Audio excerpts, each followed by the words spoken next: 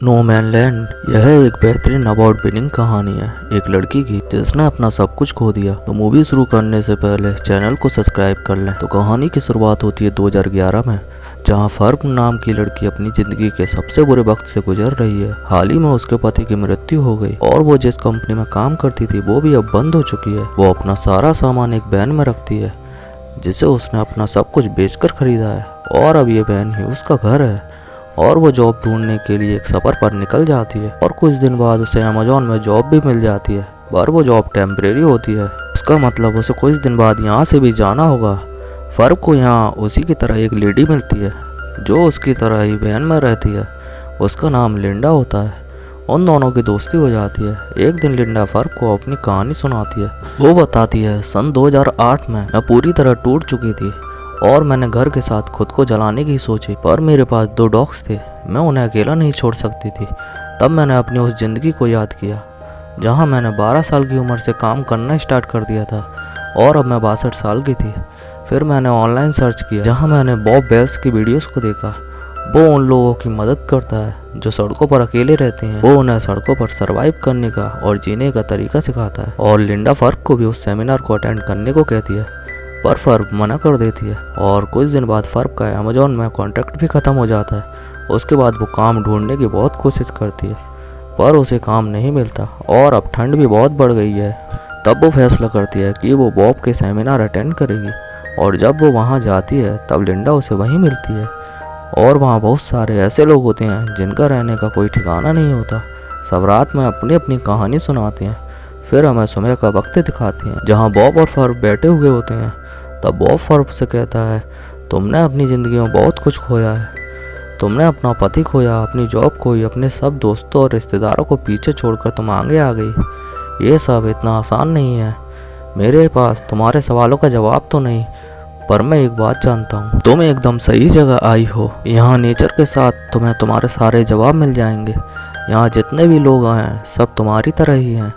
फर्क को भी यहाँ आकर बहुत तसल्ली होती है और यहाँ पर फर्क यहाँ के लोगों के साथ एक राहगीर की ज़िंदगी जीने के साथ साथ सरवाइव की काफ़ी सारी नई नई चीज़ें भी सीख रही है और उसे वो सब सीखने में बहुत मज़ा आता है। एक रात वो डांस पार्टी के दौरान डेव नाम के एक आदमी से मिलती है। वो दोनों एक दूसरे के साथ डांस करते हैं और सेमिनार ख़त्म हो जाता है। सब लोग अपने अपने रास्तों पर निकल जाते हैं। तब रास्ते में फर्क की गाड़ी का टायर पंक्चर हो जाता है। तभी वहाँ उसे एक गाड़ी दिखाई देती है जो सेवेंकी नाम की लेडी की होती है। वो भी उसी सेमिनार का हिस्सा थी। तब फर्व उससे हेल्प मांगती है और बताती है उसके पास एक्स्ट्रा टायर नहीं है। तब सेवेंकी उसकी हेल्प के साथ साथ उसे काफ़ी सारी चीज़ें भी सिखाती है और ये बहुत अच्छे दोस्त बन जाते हैं। एक रात जब सेवेंकी दवाई खा रही होती है तब फर्व उससे पूछती है, तुम ठीक हो? तब वो बताती है उसे लंग कैंसर है और सिर्फ उसकी ज़िंदगी कुछ ही महीनों की बची है। वो बताती है, मैं अपनी ज़िंदगी में वो सब करना चाहती हूँ जो मुझे अच्छा लगता है और मुझे इस बात का कोई दुख नहीं। मैं 75 साल की हूँ और मैंने एक बहुत लंबी ज़िंदगी जी है। उसके बाद ये दोनों अपने अपने रास्तों पर निकल जाते हैं और अब फर्म का पूरा नज़रिया बदल चुका है। वो रास्ते में आने वाली हर एक चीज़ को एंजॉय कर रही होती है। इस तरह आगे चलते हुए उसे नेशनल पार्क में जॉब मिल जाती है और वहीं उसकी मुलाकात फिर से डेव से होती है और वहाँ लिंडा भी आती है। और फिर कुछ दिन बाद लिंडा फिर से सफ़र पर निकल जाती है और अब सिर्फ वहाँ डेव और फर्म रह गए हैं। एक दिन जब फर्म गाड़ी से सामान निकाल रही होती है तभी डेव उसकी मदद करने की कोशिश करता है, पर फर्म उससे मना कर देती है।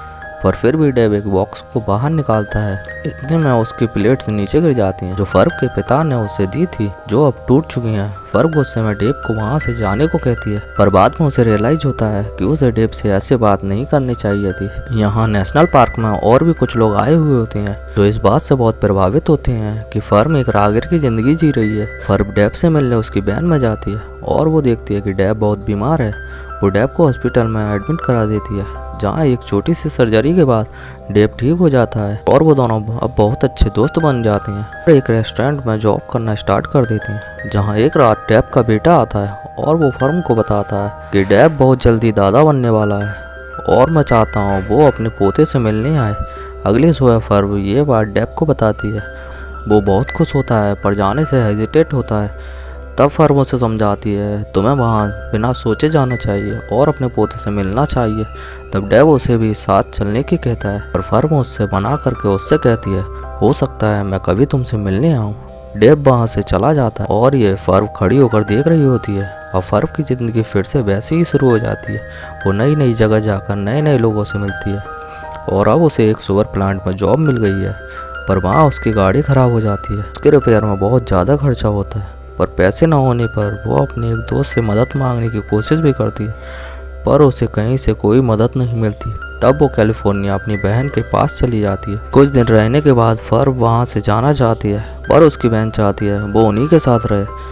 वो उसे समझाती है, पर फर्व 4 दीवार में कैद होकर नहीं रहना चाहती। ये बात उसकी बहन भी समझ जाती है और उसे कुछ पैसे भी दे देती है। फर्व अगली सुबह गाड़ी ठीक करवा कर वहाँ से निकल जाती है और नेचर को एक्सपीरियंस करती है और सफ़र को एंजॉय करते हुए डेव के घर पहुँचती है, जहाँ वो डेव के परिवार से मिलती है। तब डेव उसे बताता है कि मैंने सोचा था मैं यहाँ सिर्फ एक रात रुकूंगा, पर अब मैं यहीं रहूँगा और मैं चाहता हूँ तुम भी यहीं रुक जाओ। मुझे तुम्हारा साथ बहुत अच्छा लगता है, मैं तुम्हें पसंद करता हूँ और मैंने अपने परिवार से भी बात कर ली है और वो भी तुम्हें बहुत पसंद करते हैं। पर फर्व उसकी बातों का कोई जवाब नहीं देती और कुछ दिन रहने के बाद फिर से आगे सफ़र पर निकल जाती है और सफ़र की हर एक चीज़ एक्सपीरियंस करके फिर से अमेजोन के ऑफिस पहुँच जाती है। और उसके बाद वो बॉब के सेमिनार में जाती है, जहाँ वो फिर से सबसे मिलती है, पर अब सेवेंकी की मृत्यु हो चुकी है। सब सेवेंकी को श्रद्धांजलि देते हैं। अगले सुबह बॉब और फर्व बैठे हुए होते हैं। तब फर्व बताती है उसका पति का इस दुनिया में कोई नहीं था, ना ही उसके बच्चे थे, इसलिए वो कभी उसे छोड़कर निकल नहीं पाए। अब बॉब बताता है आज से 5 साल पहले मेरे बेटे ने सुसाइड कर लिया और वो दिन मेरी ज़िंदगी का सबसे मुश्किल दिन था। हमेशा मुझे ऐसा लगता था मैं अपने बेटे के बिना इस धरती पर कैसे जीऊँगा, इसलिए मैंने लोगों की मदद करने का फ़ैसला किया। इसलिए मैं लोगों को जीने की वजह देता हूँ और यहाँ सब वही लोग आते हैं जिन्होंने अपनों को खोया है, जिनके अंदर बहुत दुख है। और फिर से फर्व अपने सफ़र पर निकल जाती है। तो ऐसी ही बेहतरीन स्टोरीज़ के लिए चैनल को सब्सक्राइब कर लें। हम आपके लिए डेली ऐसी ही वीडियोस लाते हैं।